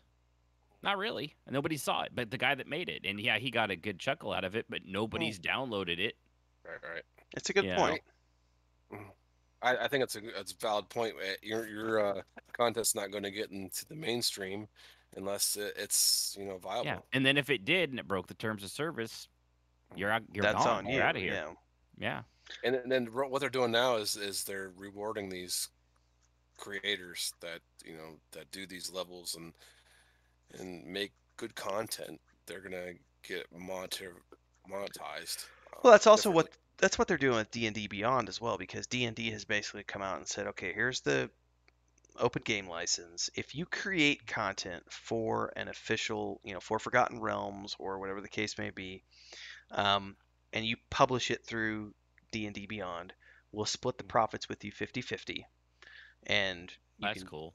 it's a very cool way of doing things, because you can do your own homebrewed campaigns using the OGL, but you can also create you can create official Eberron, Forgotten Realms, etc. content using their original intellectual property. You can create campaigns for that, sell it on the D&D Beyond platform.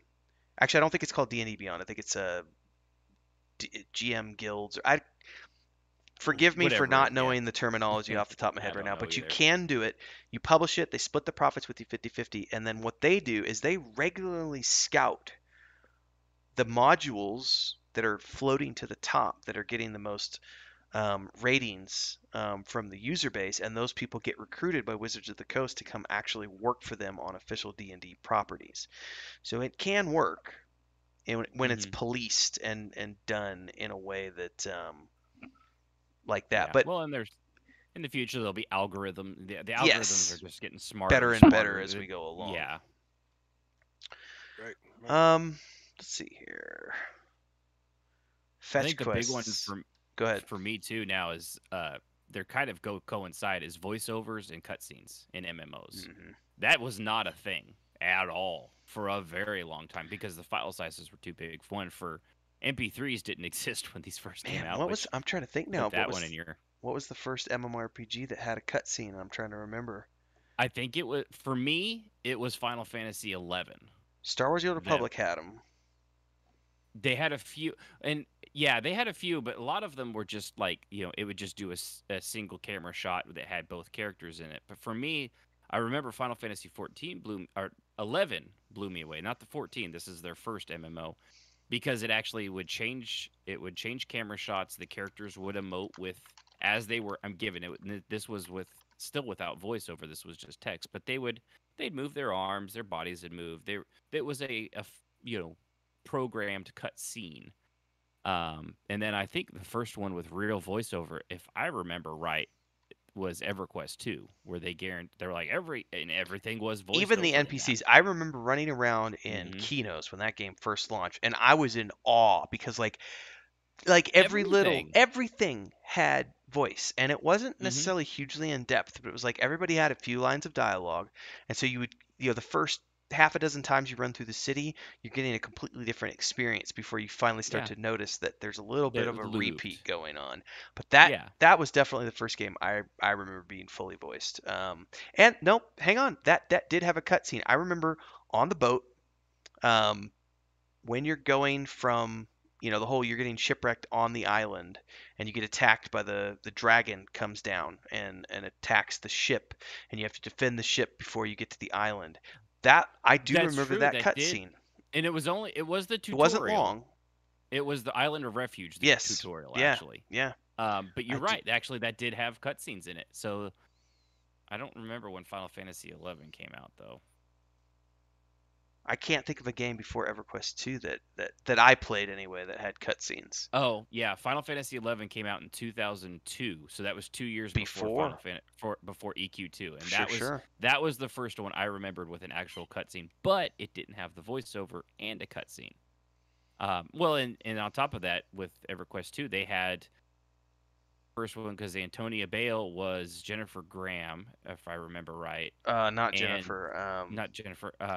I know who you're talking. Heather Graham. Heather Graham. Thank Yeah, you. and then it was Lucan Delir, of course, was Count Dooku. Yeah. Why am I blanking on Christopher this? Lee. Christopher Lee. Yeah. Yeah, which was That was a big deal. That was Christopher Lee. I mean, Heather Graham, cool. She's fine. You're not Christopher Lee. No. You're not. He's at that point he was just coming out of doing like Saruman and like Star Wars, and he was big property right then. And then he would go on to do Count Dooku, and of course he's one of the original Draculas from back in the day. Yeah. Count Dukula. But and he was fantastic as Lucan Delir. But voiceovers in them, Final Fantasy XIV still does it. They don't do everything. They only do important cutscenes. And funny enough, the only things that are voiced in that are the cutscenes. So, and then they have other lesser cutscenes, but it's not always voiced. It's text and read. ESO and EverQuest 2 eventually they actually dropped the everything being voice acted thing. They were not able to keep up with that. It's a big budgetary cost. Yeah, and ESO has every quest in Elder Scrolls from start to finish. Which is also kind of their niche, because if there's one game that I can always look at and go, this game has some of the best voice acting of any MMORPG, it's always going to be ESO. Star Wars: The Old Republic does a good job, but I think ESO beats them. It's consistent. Yeah. Yeah, and the cutscene thing, and like, I mean, it's kind of a Bethesda thing where you just do the talking head torso thing, but they're gonna have to I know we just got E3 Starfield was announced. They're gonna have to get over Bethesda's love of talking torsos, because that, frankly, it's gotten old. It's one of the problems Elder Scrolls Online has. Is sure it's all voice acted, but it's just a talking torso. It's just it's basically what we all look like, but we're looking at the camera, and we'll do a jaunty little head jiggle as we talk, and that's pretty much the end of it. That's all there is. And it doesn't really cut it anymore. That's one of the reasons genres move beyond that. I do like the way Star Wars: The Old Republic handles all of their every single interaction with an NPC is like an animation sequence. Some of them are stationary, but a lot of them, once you go into a dialogue sequence, things are happening. Like there's background lasers and things are going on, but then the characters are like moving over to this console and bending down and doing things, or running over to this ship, and there's always, I feel like there's often, not always, there's often something going on, and it's kinetic in the background. Right. And also the actors are always moving. So it's not just that stationary thing. But that's also, you have to consider that that's a byproduct of a $250 million system that was designed at the launch of that game, and so they haven't had to recreate anything. It's just like, we have a system, it works, we know how to use it, we know how to manipulate it. It's very cost effective at this point because it's already been developed, so they don't have to put a lot of R&D into it to make it happen. Whereas for a lot of up and coming games, that can be a daunting task because they might not necessarily have the budget for animations, or if they're going to be doing some sort of performance capture, which I think, by the way, as far as that's another topic in and of itself, performance capture, I know that's something Star Citizen is trying to, no pun intended, they're trying to capture that magic, because I think Rockstar is the leader in that category with what they've done with, like, especially Red Dead Redemption 2, that game. Yeah. And especially if you Last listen to of Us Last of Us is really good Another at good that as well. example. Yeah, Best. and if you ask those actors, they talk about how, oh yeah, this isn't voiceovers. This is performance Acting. capture. We are on a Mhm. stage. We are doing everything. It is way more than just doing voiceovers. And I think that for me, if we can get to that point with MMORPGs, that is for me the tipping point where I would Yeah. start thinking of it as a video game and start feeling more like this is more virtual reality, which ties into what we talked about previously. Right. Well, I mean, if it because in it, it's a big difference too. If I don't know, I was watching a thing because We I'm like just such things. a fun-loving person. From the Corridor Crew, and they went over Final Fantasy: The Spirits Within, the movie. Such a good movie, by the None way. of that, FYI, I like that movie. yeah, none of that is motion captured. Everything in there, facial animations, bodies, all that is hand adjusted by Z, X, and Y axis. That's That's all. crazy to think about. Nothing. That was pre mocap stuff that they did on that. Holy Nothing shit. in that movie was mocap. I never even thought about that. Yeah, Like, because that movie for its time had, was the pinnacle of CGI. yeah, it was the hair, especially the hair. Like, I remember Yeah, like watching the hair and going, how did they do that? Like, yeah. The pores on the yeah. skin, the little things in the iris, all that stuff was very well done. Oh man. But Which, by the nowadays, way, I did. capture that and throw it in an MMO I live got action. blown away. That was the one thing I took away from the Starlink footage that we saw. Even though we didn't see any Hmm. gameplay, that CGI, if that was actually in-game footage that they showed us, Looks good. that looks pretty amazing. Yeah, a lot of detail, a lot better than they did, and that's definitely the use of a brand new engine on their part because Mhm. none of their other games would be even remotely able to be close to that detail. To the point now where somebody saw a stain on the side of the console and they think that that's Hammerfell for Elder Scrolls 6. I don't know if anyone saw that, but I didn't. so yeah, there's a little thing, and if you look at it, there's a couple little close-ups of it, and if you look at an Elder Scrolls map, it looks like Hammerfell. Hmm. Yeah. All right, I think we're down to the last couple things here, which tie in together. Combat and hitting multiple enemies. Um, I think what we're going here for is like looking back at EverQuest One as an example. Yeah. Extremely simple. Point your character. You've got a pretty wide hitbox. I would Hmm. say it was probably more like a 180 hitbox where it's like literally just the whole Yeah. front of you. As long as you were within so many meters of the other NPC, you would hit, or it would be based on the stat, basically. But you just did this. There was no, as far as I know, Star Wars. Was it? I think it was the Old Republic was the first one back because when the first initial shots came out and the lightsabers were like giant tubes. hmm Uh, um, that was a big draw was that when you had lightsaber combat, the sabers would connect. It wouldn't just be the static, hack and slash like just what we'd come to expect, where nothing really connected. Final Fantasy 1 through 6, your character would move up a little bit, and it would score a hit, or it wouldn't. And that was the first one where things actually connected. Matrix Online was another one where your character blocked, the guy punched it, would block, bodies connected. And I still think to this day, Old Republic does such a good job with the mhm, visual, like it. representation of battle. Yeah, I mean, Yeah. yeah, things are looking a little dated at this point because it's been out for a while, but it's just the fluid nature of combat in that game, Yeah. especially Well, like because you could block lasers and I mean it and reflect things and when a blaster bolt hits you, it hits you, and if it misses, it actually physically wings over yeah, your wings shoulder. over your shoulder, Or if you block it with a lightsaber, you physically block it. and you can see it Yeah. deflect off and And yeah, not every game does that. Elder Scrolls does it sometimes. Like if you they're going in for a hard hit and you block, they'll they ping get the off and you're stun, stunned. yeah. Yeah, but then you have the rest of it where you hit them and they don't really react. They're just like, yeah, I got hit, but my life says I still am okay, so I'm gonna keep going. Yeah. Yeah, I I think you need to feel the physical nature of the game Hmm. in the new MMORPGs. If you don't have that feedback, that that feeling that you're actually doing something. That's just gonna not Yeah, register with the they have player. to. There has to be a reaction, Mm. or Isaac Newton kind of stuff. Yeah, but I don't even see AAA games that do it that often. I mean, we're Not talking real. Old Yeah. Republic, that's Well, an example, but then you just mentioned ESO, which is another, Final three, Fantasy 14 $300 million doesn't. dollar game, and it's still Yeah. kind of meh. Yeah, you tab onto it. You can hit a boss. You have a rate of 24 people slapping the crap out of a boss, and for all you know, you're just tickling them with a feather. Yeah, if it doesn't feel good though, I don't think it's gonna be something of the future. Definitely not.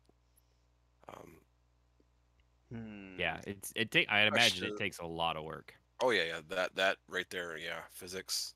Ugh. Physics, animations, and interactions on, especially in a real time basis with 50 Networking and everything people, else going on. possibly 50 people walking around and all seeing the exact same thing at the exact same time. It's hard enough yeah. getting a fireball working right to make everybody see the same fireball. Yeah, I mean, That- even network. Well, I mean, as we're praising Star Wars: The Old Republic, that blaster bolt, if you're moving, sometimes if you really watch it, it goes kind of has a curve to it to make sure it hits you. And which technically blaster bolts, I don't know if anyone knows this, the speed of light doesn't curve unless there's a giant black hole. It's science. so even with a $250 million budget, there will be errors.